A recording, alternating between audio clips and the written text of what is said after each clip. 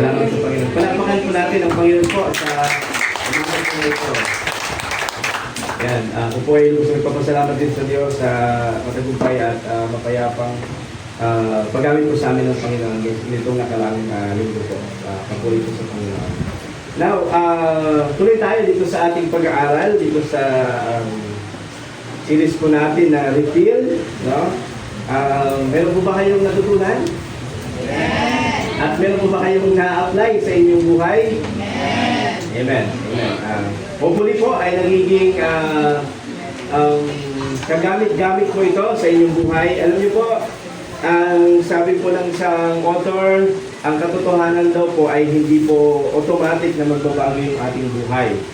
Yung applied truth po, yung katotohanan na sinasagawa o sinasapamuhay, yun po ang magbabago ng ating buhay. Kaya kahit po marami po tayong napapakinggan, marami po tayong natutunan, marami tayong naririnig, kung hindi po ito na-apply po sa ating buhay, ay mamimiss natin yung kapangyarihan po ng ating Diyos na patuloy tayong pagpalain at pagbuhin. Now, this morning po, ay tutuloy natin yung ating series dito sa Refill. Nilatag po natin ng mga nakaraang Sunday na ang buhay kong Kristiyano ay talo kung wala po yung tulong ng ating Panginoon. No, especially po, pinanggit natin ng banal na Espiritu. Kaya dalangin natin na araw-araw ay mapuspos tayo ng banal na Espiritu. Sa magitan ng ating pananalangin, sa magitan ng pagbabasa ng Bible, sabi naman po ng Diyos sabi niya sa John 7, sabi niya doon, sino mang nauuhaw ay lumapit sa akin at pupunuin ko. Kaya tayo, from time to time, nandiyan ang Diyos, no? Para tayo ay tulungan, palakasin, puspusin ng kanyang banal na Espiritu.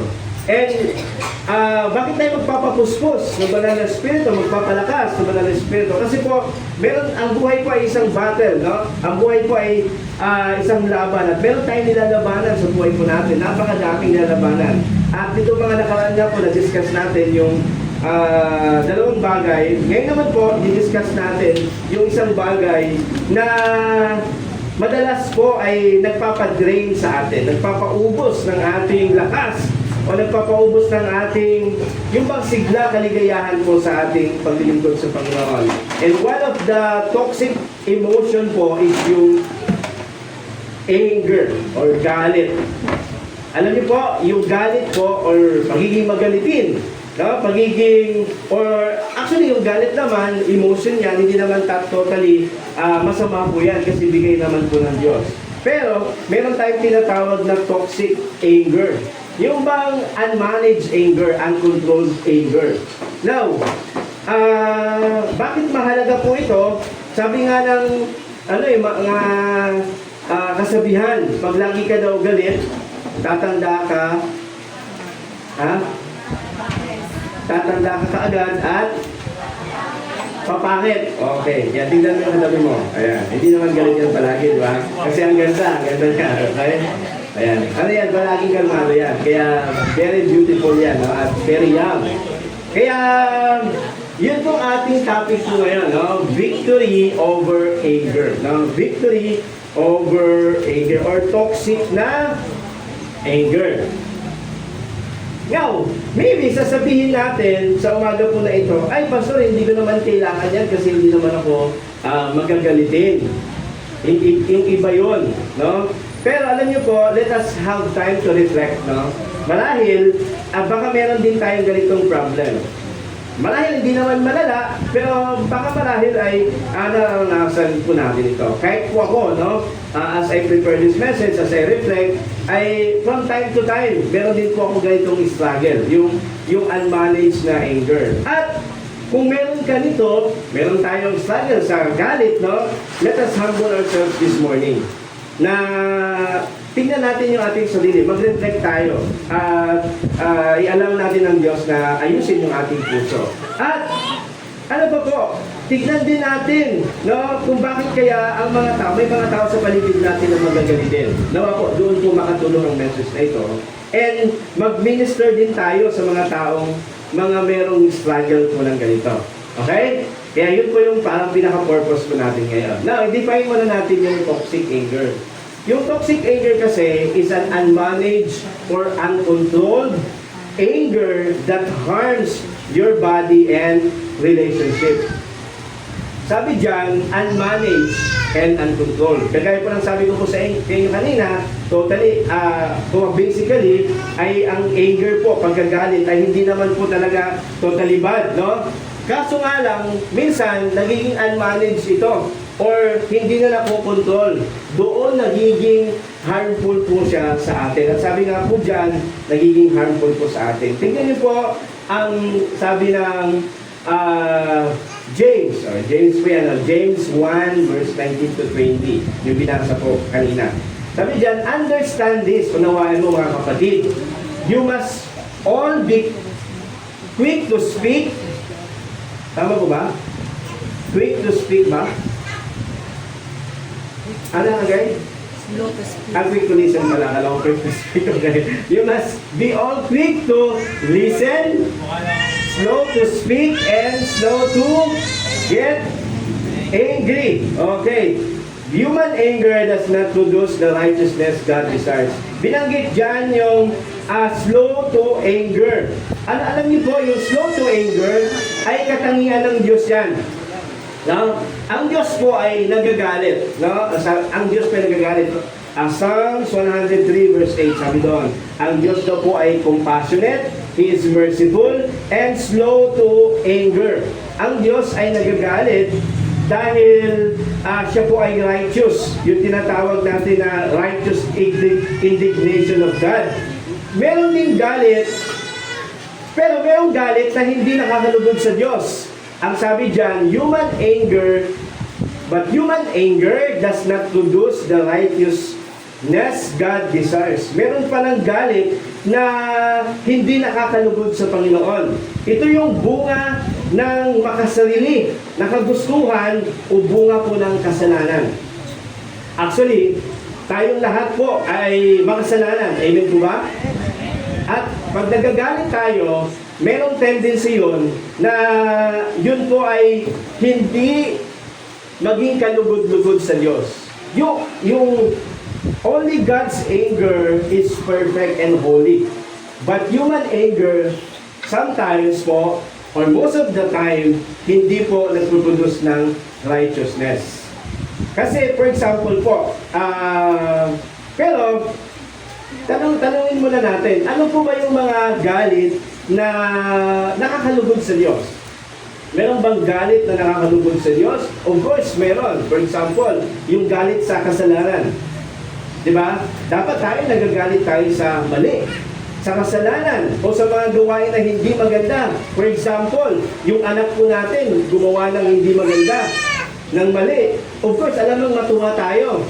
No? Dapat magalit din po tayo. Ibig sabihin, kaya sometimes pinapagalitan po ang mga bata, ang mga anak, wag nating sisihin sila. O kaya i-appreciate natin pag pinagsasabihan tayo, pag kinokorek tayo. And sometimes pag kinokorek tayo, hindi naman po madali yan. Tama, hindi yan masaya i-correct, pagalitan. Pero yan po ay uri ng pagmamahal ng ating mga magulang. O sa atin din po, sa ating Diyos. No? At kasi sabi ng Bible sa atin sa 1 Corinthians chapter 13, sabi doon, ang pag-ibig daw po ay hindi po natutuwa sa mali. Pag hindi ka natutuwa sa mali, ibig sabihin, nagagalit ka doon. No? Kaya it's okay to get angry doon sa mga bagay na hindi kalugod-lugod sa Diyos. Dapat nga tayo gano'n. For example po, ng ating bansa, no, yung mga ibang tao na namumuno, ay gumagawa sila ng mali. Alam mo matuwa tayo. Dapat nagagalit din tayo. Pero, dapat na-handle natin yung galit. Bakit po? Bakit kailangan natin i-handle yung galit po? Kasi po, ang galit po ay meron po siyang epekto po sa buhay po natin. Ang galit po ay parang dinamita, pagsabog. Diba? Kaya merong sinasabi na, ayan, sumabog na sa galit. Diba? May narinig din ba gano'n? Ayan, si nanay, sumabog na sa galit. Ayan, si tatay. O kaya, ayan, yung kapitbahay namin, sumabog na sa galit. At ang galit po ay meron dalawang parang tawag dito, yung epekto. Yung pagsabog po, meron pa rin dalawang klaseng pagsabog. yung tinatawag natin na implosion sa explosion. Yung implosion po, na pagsabog, ito yung pagsabog ng pagbuho. No? Pagbuho ng kanyang pundasyon. Ibig sabihin, kung ano natin sa galit, is ito yung merong, pag nagalit tayo, o nagkaroon tayo ng unmanaged or uncontrolled anger, ay pwede pong magkaroon ng personal damage sa ating sarili. Damage sa ating physical. By the way, pag nagalit ka daw, no? Sabi nga ng pag-aaral, 19% yung risk magkaroon ka ng problema sa puso pag lagi kang galit, no? And kahit pag daw po, alam niyo po, pag 8 minutes kang 8 minutes kang galit, yung sobrang galit, pwede kang mag-collapse. Ganun po ang and sometimes, yun, hindi nakikita yun ng panlabas lang na kasi di ba mayroong mga nagagalit kasi na hindi naman nagsasalita. Parang kinikimkim lang sa kalooban. Kaya ang tawag natin doon, minsan, implosion damage, no, sa loob-loob. At kung hindi tayo nag-iingat, ay pwede tayong sumabog sa ating kalooban at pwede maka-apekto po sa ating physical na pangatawan. It can affect our physical, mental, emotional, or spiritual health. At meron din po tinatawag na pagsabog na explosion.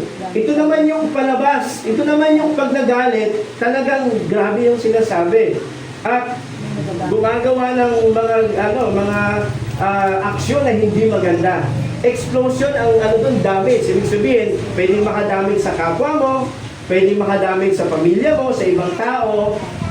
Kaya ang galit, meron dalawang epekto po. Kaya very dangerous din pag hindi natin nababantayan yung ating mga sarili. Okay? Now, ang tanong ngayon is, by the way, ang galit ay parang laso, no? Laso siya na pwedeng sumira sa atin. Alam niyo ba yung pinaka-dangerous na poison? Yung pinaka-dangerous poisonous na animal? Jellyfish. No, yung jellyfish. Kaya sa Coron, maraming jellyfish, kaya hindi kami naligo ng natakot ako sa jellyfish. So, pwede nila kasi makagat ka at yung sa labay. Pero sa labay kasi, may mas pa doon ng jellyfish na matindi, no? Kaya pwede kang mamatay. Actually, marami mo na mamatay doon na bata at mga tao. Kaya kailangan nating pag-ingatan po yung ating mga sarili. Ang tanong po ngayon ay how to have victory over toxic anger. Paano ba tayo magkakaroon ng tagumpay dito sa problema na ito, no? Or toxic anger? Number 1 po, kailangan mo i-deal yung root problem. I-deal mo yung root problem. Para pong vulkan. Yung vulkan po, nakikita natin yung pagsabog lang ng bunganga ng vulkan. Pero ang pinaka dahilan talaga ng pagsabog is yung sa loob. Yung lava sa loob. Yung kumukulo doon sa loob. Kaya, ano kailangan natin i-deal dito sa galit? Hindi yung surface. Hindi yung sinasabi lang. Hindi na yung action lang, yung behavior lang. Kundi ang dapat natin i-deal, yung problema natin sa ating kalooban, sa ating puso. Kaya nga, the heart of the problem is the problem of the heart.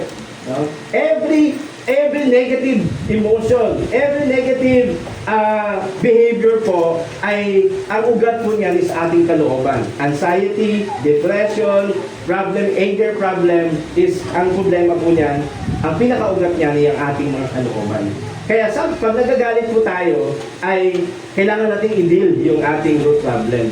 Sometimes, di ba sometimes kasi, kahit ako po pag pinagsasabihan or kino-correct, di ba? Parang ayaw natin. Galit ka ba? Hindi, daw galit. Parang gano'n. Parang ayaw natin siyang i-deal, di ba? Pero ang pinaka-problema talaga yung ating puso. And minsan, hindi ito kaya i-deal ng tao. Kailangan natin lumapit sa Diyos. Kailangan natin magpatulong sa ating Panginoon. Tingnan niyo po ang sabi na James 4:1-2. Sabi diyan, saan ang gagaling ang inyong alitan at pag-aaway? Hindi ba't nagmumula iyan sa mga pagnanasang naglalaban-laban sa inyong kalooban?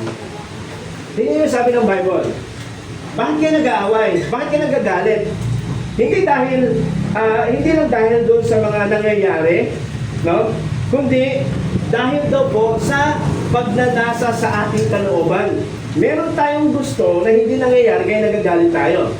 Verse 2, yun ang sabi. Mayroon kayong ninanasa, ngunit hindi nyo nakamtan. Kaya pumapatay kayo, baka sa inyo lamang iyon. May mga bagay na gusto ninyo, ngunit hindi nyo naangkin. Kaya kayo'y nagkakagalit at naglaban-laban.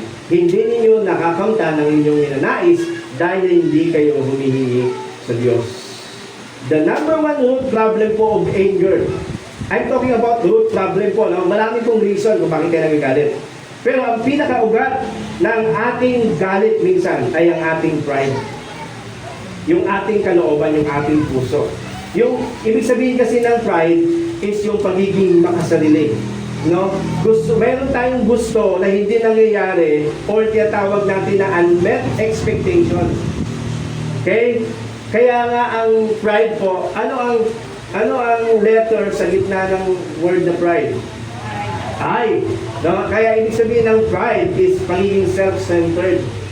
Yung, kumbaga, ang naisip natin ay yung ating sarili. Tingnan niyo po. Tingnan niyo po yung tingnan niyo po yung sarili ninyo. Pag sa tuwing nagagalit kayo, ano ang pinaka-dahilan? Maraming dahilan pero anong pinaka-ugat na dahilan? Kasi meron kang gusto na hindi nangyari, hindi naibigay, or hindi, kumbaga, hindi ka nasunod, no? Kaya madalas po nagagalit tayo kasi hindi nasunod yung ating kagustuhan. Kaya when you get angry po, tanungin natin ang ating mga sarili, ano ba ang kinakagalit ko? Pag nagagalit tayo, ano ba kinakagalit ko? Dahil ba madalas kasi nagagalit tayo kasi parang hindi natin nakokontrol yung isang bagay. Hindi natin nakokontrol yung ibang tao. Hindi natin nakokontrol yung sitwasyon. Hindi natin, ganun pag nagagalit tayo, di ba? We are out of control. That's why we get angry. O kaya naman, hindi tayo nakarecognize. Nagagalit tayo. Hindi tayo napansin. Hindi tayo nabigyan ng pansin or parangal. Kaya minsan nagagalit po tayo. Okay? By the way, don't be uncomfortable po, no? Kasi this is not your problem only. Kung meron tayong problem dito, this is all our problem. I'm guilty of this. I'm guilty of this po. Ako po guilty po ako dito. And, kaya, merong isang nanay, sabi niya sa anak niya, anak, ginagalit mo na naman ako. Ba't mo ako ginagalit? No? Sabi ng nanay, ng sa anak. Tapos ang sabi ng anak, sabi niya, di ba, Nay? Sabi mo, ang galit ay personal na desisyon.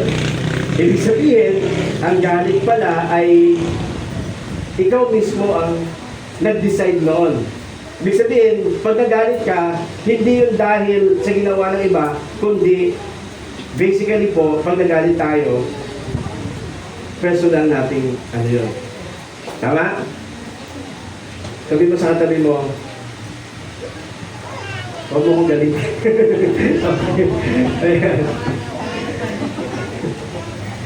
Ayan, kaya ang problem ko is pride. No, pride. We are all exposed or we are all engaged sa ganitong mga bagay. Tingnan niyo po ang sabi ng Bible. Okay, tama na. Baka magalit ka na sa medyo na. Sabi niya, get rid of all bitterness, rage, anger, harsh words, and slander, as well as all types of evil behavior. Tingnan niyo po. Tingnan niyo po magkakamag-anak po yan.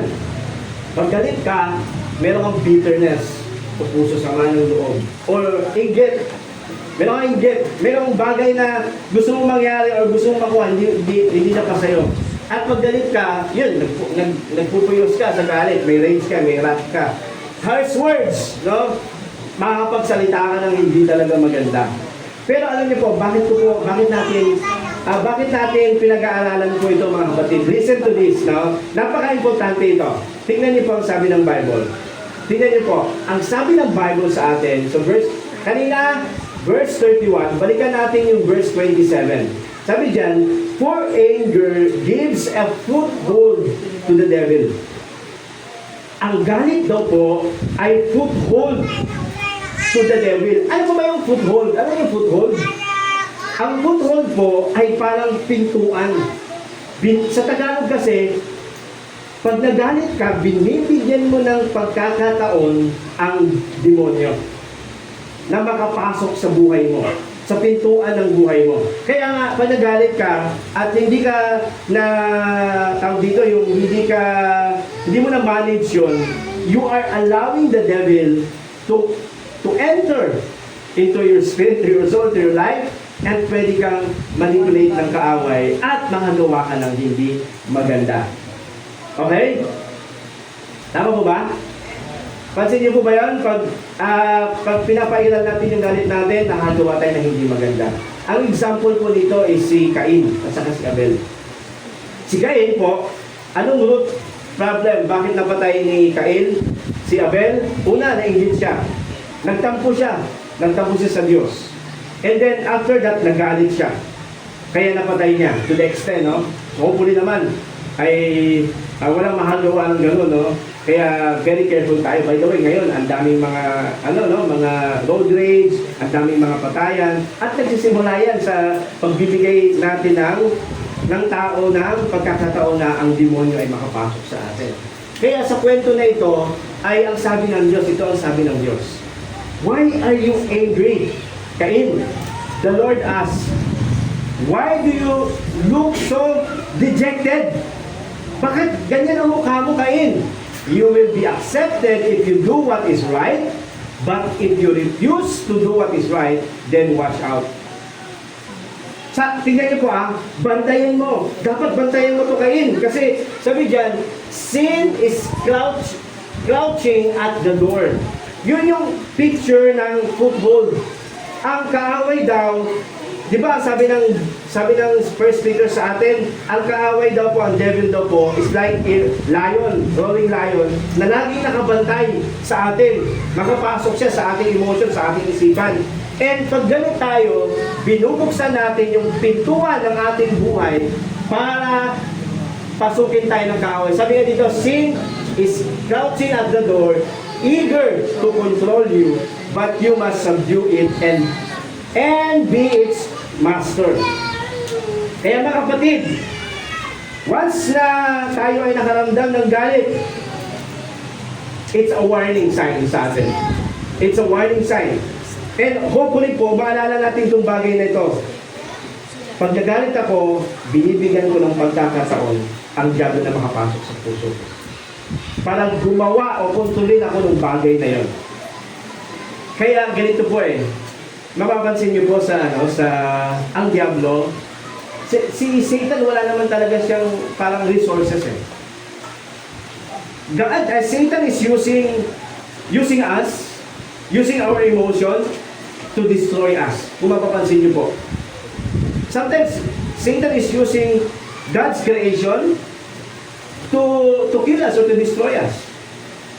And sometimes, pagdating sa emotion, si Satan, ginagamit niya yung emotion natin para matalo tayo, para magapi tayo ng kaaway. Kaya we need to be careful. That is a warning for myself, warning for sa bawat isa po sa atin. Amen po ba? Amen. Anong dapat natin gawin? Una, number 1,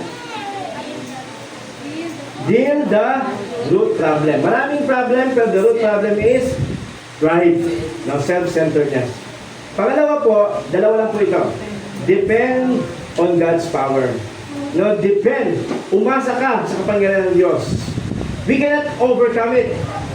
Hindi natin kaya kontrolin ito. Lalo sa mga nag-struggle na dito. Hindi natin kaya kontrolin ito. Ibig sabihin ng depending on God po is you surrender your feeling to God. Your frustration. Or yung takot mo. Marahil baka may takot ka. Kaya ka laging galit kasi may takot ka. Depending on God is isusuko mo Isusuko mo yung sama ng loob mo sa Diyos. Ibibigay mo sa Panginoon. Depending on God's means, you trust God. Ipagkatiwala mo sa Diyos, sa Panginoon, yung mahirap na sitwasyon. No? Kaya, napansin niyo po ba? Isa sa mga nagdi-drain ng ating spiritual life, yung conflict natin sa relasyon natin sa kapwa natin. That is very draining. No? Sometimes yung ibang bagay, pwede kang magpahinga eh, pwede mong ialisin eh. Minsan, pag wala kang finances, wala kang, di ba sa family, kahit ka minsan parang survival yung finances or sa trabaho, pero kung kapit ano kayo, kung baga nagkakaisa kayo, okay yung relasyon sa bawat isa, parang ano eh, ang lakas ng loob mo na magpatuloy pa rin eh. Pero alam niyo po, kahit madami na kayo, kumbaga madami na kayo resources, pag hindi kayo okay, relationally, parang hindi nyo nagagawa yung dapat yung gawin. Nalala ko po yung kwento po ng isang pastor na kasama po namin doon, si Pastor Gianni Pulilan. Galing din pong World Vision yun. At yung mag-asawa, galing dito sa Taguig, mayaman sila, may mga business, lawyer yung Di ako makapaniwala doon sa kwento kasi lawyer yung babae, tapos yung lalaki, ang daming business. Mayaman talaga. Pero, ano niyo po, lagi silang nag-aaway, mag-asawa. Lagi silang nag-aaway to the extent na sila po ay maghihiwalay na. Kaya buti itong lalaki, pumunta kay Pastor Gianni, kasi pumunta dito, humingi ng tulong. At nagpa-pray, okay naman, pero ano pa rin, kumbaga naging, sa lumipas yung panahon, linggo, lumala pa rin. Kaya, nag-chat yung lalaki kay Pastor Gianni. Kwento lang yan, no? Kwento ko lang sa inyo, share ko lang sa inyo. Sabi niya, Pastor, tulungan mo naman kami. Ang tayo ng Pastor sa kanila, huminto muna kayo sa ginagawa niyo. Huminto muna kayo sa trabaho niyo. Saglit lang naman, huminto muna kayo sa business niyo. Tapos, pumunta kayo sa isang lugar na kung saan magkakasama kayo. Kaya isang araw, nagpunta si Pastor Gianni, pumunta doon sa lugar po nila. Magkasama, mayaman to ah. Alam niyo po, pag napunta ko kayo sa isla, talagang medyo very uncomfortable po talaga. Habang nandun ako, natatakot ako magatin ako ng ahas kasi ang dami ahas pala doon. And sa madaling salita, yung mag-asawa na to, pumunta doon at nagkaroon sila ng time na mag-usap. Nag-pray sila, pinag-pray sila. And then, mga ilang linggo, nagulat si Pastor Gianni kasi doon sa kwarto, kasi ang bahay doon is parang sa kawayan. Sa kwarto, kasama yung anak nila, dalawang anak. Nag-iiyakan sila. Nag-iiyakan sila doon, nagkapatawaran. No? Kung baga naging maayos yung kanilang relasyon. Ibig sabihin, sa madaling salita, sometimes ang problem ng tao is not yung external problem sa paligid. Sometimes ang problem is the problem of the heart. At masusolve lang yun kung magdidepende tayo sa ating Panginoon. Amen po ba? Ibig sabihin, depending on God means you humble yourself to the Lord, asking God for help. Lord, tulungan niyo po ako. Hindi ko po kaya ito. Amen po ba? At handa tayong magbago. Sa Efeso 4:23 to 24. Sige po, next. Yan, una. Sabi dyan, tingnan niyo po, sino dito ang mga anak na ng Diyos? Amen. Sabi dyan, magbago na kayo ng diwa at pag-iisip dahil mga anak na kayo ng Diyos. At ang dapat ninyong isuot ay ang bagong pagkatao na nilikhang kalarawan ng Diyos at nahayag sa matuwid at banal na pamumuhay ayon sa katotohanan. Sabi dyan, may bago na tayong pagkatao na taglay natin yung larawan ng Diyos. Amen? Hindi na ikaw yung dating ikaw. Hindi na ikaw. Ikaw ay binago na ng Diyos. Yun ang paniwalaan mo. Yun ang isa pamuhay ko natin. Bilang mga binago ng Panginoon, taglayin natin itong bagong pagkatao na ito.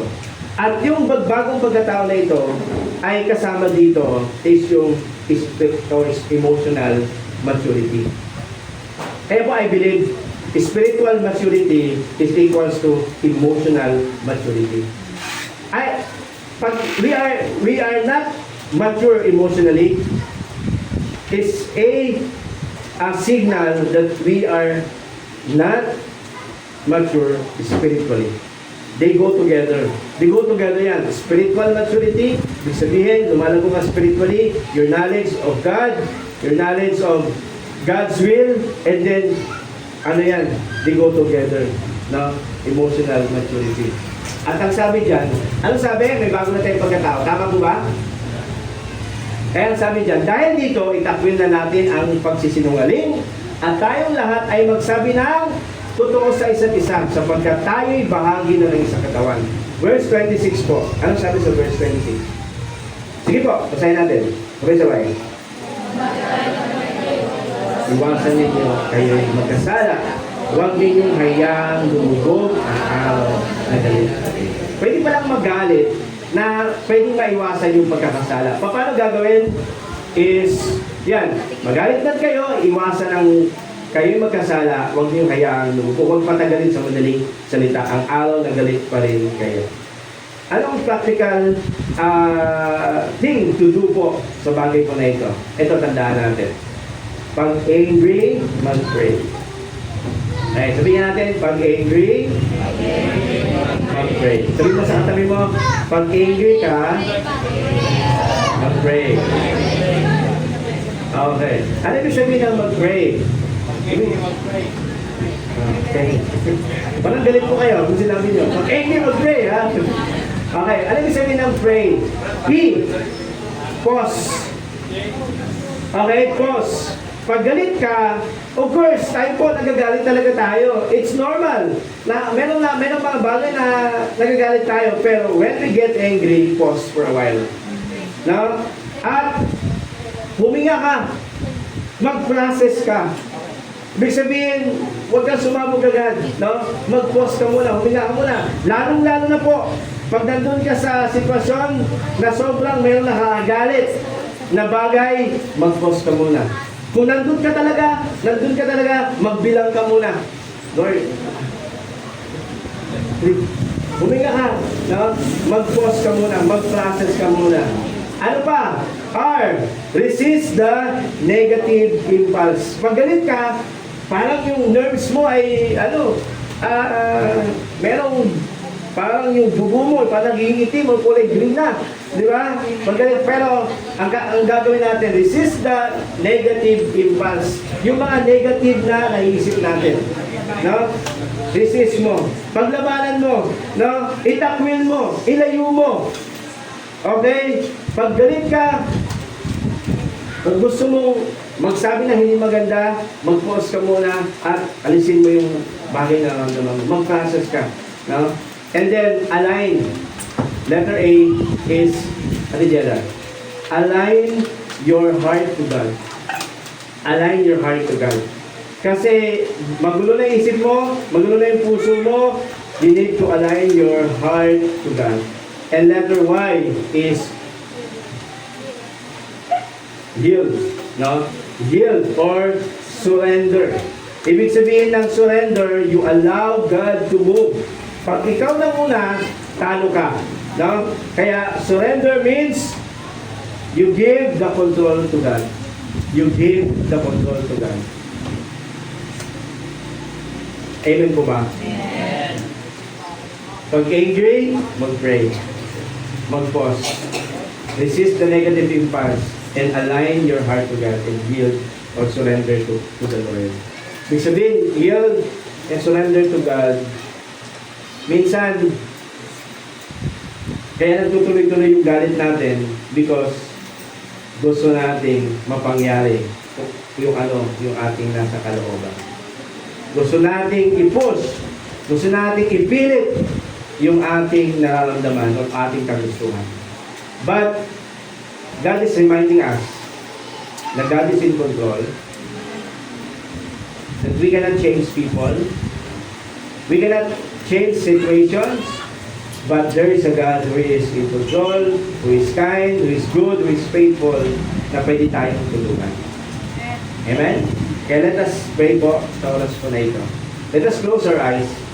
Pwede ba tayong maglaan po saglit ng oras sa Panginoon? And magpa-siyasa tayo sa Diyos. Sa umaga na ito. Kung meron tayong ganitong struggle po sa buhay, and hindi ko po kayo parang hindi po natin inuhusgan ng bawat isa, sapagkat tayong lahat po ay possible na for some level, for some extent po, we are struggling with this. Ang kailangan lang natin gawin is i-deal yung root problem. What is the root problem? Lord, ako ang root problem. Myself, Lord. Kaya Lord, nakakaramdam ako ng ganitong bagay. Yung pagiging self-centered po, Panginoon. Yung pagiging controlling po, Panginoon. Lord, yung ego po, Panginoon. And forgive us, Lord. Forgive me, Lord. Kung sometimes, Panginoon, Lord, nasasaktan na namin yung aming sarili. At nakakasakit na rin po kami, Lord, ng ibang tao. Sa magitan ng aming sinasabi, sa magitan ng aming behavior. Lord, forgive us. And thank you so much, Lord. Because you are the God who is compassionate, you are the God who is merciful, and you are the God who is slow to anger. Hindi kayo agad nagagalit, Lord. Napakahaba ng pasensya niyo po, Panginoon, sa buhay namin. Kasi, Lord, kung ibuhos mo lang agad, Lord, yung galit niyo po sa amin, kawawa kami. Pero, Lord, dahil napakasagana at napakahaba, Lord, ng pasensya niyo po, Diyos. Hanggang ngayon, Panginoon, pinagpapasensyahan niyo po kami. Kaya maraming salamat po, Panginoon. And Lord, sa oras na ito, ano man po yung aming mga bagay, yung mga tao na nagukos sa amin, Lord, ng galit, o sitwasyon, Panginoon, o marahil takot, Panginoon, we surrender it to you, Lord. We depend on you, Lord. We entrust into you, Lord. Marahil, Lord, sa aming pamilya, aming mga anak, aming mga asawa, Lord, marahil sa aming trabaho, aming office mate, Lord, ang aming mga bosses, Panginoon. Lord, ibang tao, Panginoon, na sa paligid namin. Marahil, Lord, ang aming mga kapitbahay. O marahil, Lord, yung mga nakikita namin sa paligid namin. Lord, salamat, Lord, because niremind niyo po kami na merong Diyos na pwedeng magbago ng aming sarili, una, at pwedeng magbago ng ibang tao. Help us, Lord, to trust into your process, into your ways, O God, into your perfect time. Maraming salamat, Lord. This is this message, O God, in the power of your Holy Spirit. Amen and amen.